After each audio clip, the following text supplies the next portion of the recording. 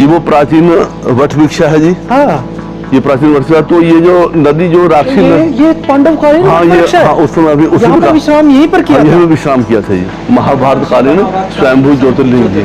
हाँ जी।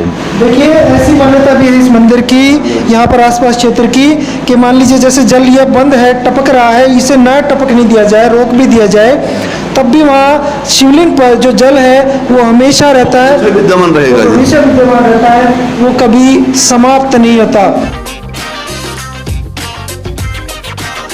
दोस्तों, मैं हूं भारत के हरियाणा राज्य के यमुनानगर जिले के एक गांव जिसका नाम है भटोली, और मैं आया हूं एक प्राचीन ऐतिहासिक शिव मंदिर देखने जिसका संबंध है महाभारत से, पांडवों से।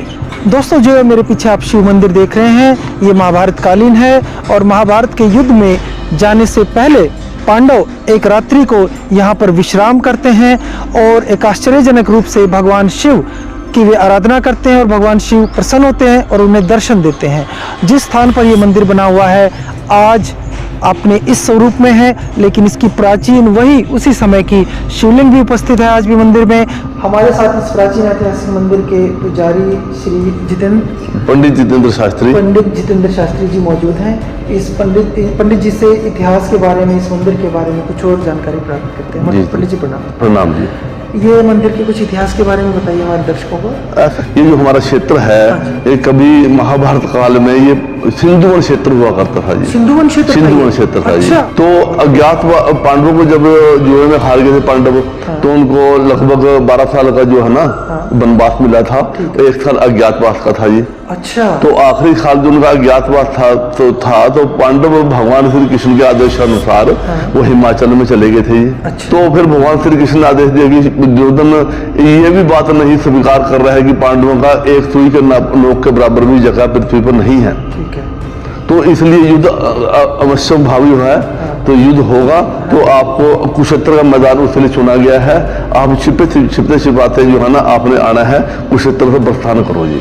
तो कांगड़ा से वो चले जी। तो उधर से उतरते हुए ऐसा बताते हैं कि एक रात्रि उन आदिवासी क्षेत्र में कहीं विश्राम किया, उसके यमुनानगर में ही पड़ता है। हाँ, सिंधुवन क्षेत्र में एक जगह उन्होंने वट वृक्ष, विशाल वट वृक्ष खड़ा था और पास में नदी बह रही थी जिसका नाम राक्षी था जी। अच्छा, राक्षी में। तो उन्होंने सोचा यहीं पर रात्रि में विश्राम किया जाए। अच्छा। संध्या काल हो गई थी। तो पांडवों से नदी में स्नान करके तब से तो पांडव थे ही जी। तो वहां संध्या काल में वो उन्होंने विश्राम करने की सोची और वहां पर स्नान करके उन्होंने वट वृक्ष के बैठे नीचे संध्या आरंभ कर दी। तो भगवान शिव की अर्चना उन्होंने की। भगवान शिव ने उन्हें प्रसन्न होकर जहाँ आज शिवलिंग विद्यमान है तो वहां पर पांडवों को भगवान शिव ने दर्शन दिए। जो भगवान यहाँ अंतर्ध्यान हुए। अच्छा। तो भगवान की ज्योति से एक शिला बन गई, चट्टान नुमा कोई चीज बन गई जी। हाँ। जो आज हम देख रहे हैं थोड़ा जल खड़ा रहता है, वो उभार है उस चट्टान का। हाँ। उस शिला का उभार है वो शंभु शिवलिंग जो है। शंभु शिवलिंग जो है। अच्छा। हाँ, उसका अंत नहीं पता कहाँ तक है जी। 60-70 फुट गहरा खोद कर देख लिया। अच्छा। लेकिन उसका आज तक पता लगा कि यहाँ तक शिवलिंग कहाँ तक गहराई है उसकी जी। उस पांडवों ने सुबह उठकर देखा कि भगवान शिव यहाँ अंतर्ध्यान हुए थे, महाशिला चट्टान बन गई उनकी ज्योति से। तो उसी नदी के जल से पांडवों ने सर्वप्रथम उनका रुद्राभिषेक भगवान शिव का उस शिला का किया जी। उसके बाद जो है पांडव यहाँ से प्रस्थान कर गए कि वो प्राचीन वट वृक्ष है जी। हाँ। ये प्राचीन वट। तो ये जो नदी जो राक्षी ये पांडवकालीन वृक्ष है। उस समय अभी उसी विश्राम यहीं पर किया था। विश्राम किया था जी, महाभारत कालीन स्वयंभू ज्योतिर्लिंग जी। हाँ जी, हाँ जी। ये शिला जो भगवान के ज्योतिर्लिंग है उसका उभार है ये, जहाँ जल खड़ा रहता है ये।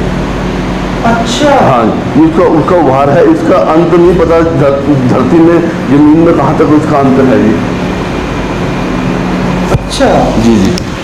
देखिए पंडित जी कह रहे हैं ये जो पंडित जी शिवलिंग की जो शिला है जो जैसे आमतौर पर काली होती है वो नहीं है। नहीं, वो तो दस्तर में चांदी लगाई हुई है जी। अच्छा। वो चांदी का भी किसी भक्त ने चांदी लगवाई है सारे में जी। तो लेकिन अंदर तो है ना, अंदर प्राचीन पत्थर ही है जी। अच्छा। ये भगवान की ज्योति से जो ज्योतिर्लिंग है उसी का ये देखो अंदर ये वो है ये। ठीक है। दिखाइए आप कैमरे से दिखाइए इनको जरा। ये पत्थर ही है जो प्राचीन भगवान की ज्योति से जो बन गया था ये। ये चांदी है जी, ये देखो काला काला काला काला चट्टान का पत्थर है जी, ये देखो। अच्छा अच्छा अच्छा हाँ जी, अच्छा, अब समझ में आया। जी जी, ये चांदी है जी, ये सारा हाँ ये, हाँ नीचे चांदी है सारी चांदी का? ये, हाँ ये जो है ना अंदर जो है ये पत्थर है प्राचीन जी, बहुत सुंदर। जहाँ जल चढ़ता है जी। तो इस पर जल हमेशा ये खड़ा ही रहता है जल जी। ऐसा भी हुआ ना, कभी किसी भक्त ने रात को ऐसा हुआ कि जल निकाल दिया जी, अच्छा तो सुबह हम जब आए तो देखा भी उसमें जल झूक खड़ा था जी। देखिए ऐसी मान्यता भी है इस मंदिर की, यहाँ पर आसपास क्षेत्र की, कि मान लीजिए जैसे जल ये बंद है, टपक रहा है, इसे न टपकने दिया जाए, रोक भी दिया जाए, तब भी वहाँ शिवलिंग पर जो जल है वो हमेशा रहता है, विद्यमान रहेगा जी। हमेशा विद्यमान रहता है, वो कभी समाप्त नहीं होता। और ये मान्यता इस भटोली में नहीं, आसपास के पूरे क्षेत्र में इस बात की मान्यता है। ऐसी है इस महादेव की प्राचीन महाभारतकालीन मंदिर की मान्यता, आस्था, दृढ़ता और विश्वास, जो आज से नहीं लगभग हजारों सालों से बनी हुई है, चली आ रही है। तो पंडित जी आपने बताया ये वो मंदिर, ये वो वट वृक्ष है जिसके नीचे पांडवों ने संध्या गुजारी हाँ थी, जी, विश्राम वही किया वट था वृक्ष है जी, महाभारत के समय। महाभारतकालीन जी जी। इसलिए इस मंदिर के साथ में इस वट वृक्ष की भी इतनी महत्ता है। बहुत- वट वृक्ष और पीपल वृक्ष दरअसल इतनी लंबी आयु इनकी होती है, इनको अजर, अगर आप अमर अजर वृक्ष कहें तो गलत नहीं होगा। और नंदी भी काफी बड़े और विशाल, इतने मंदिर नॉर्मली मिलते नहीं है। तो भगवान शिव भी तो बड़े हैं ना, इसलिए नंदी भी बड़े होने चाहिए।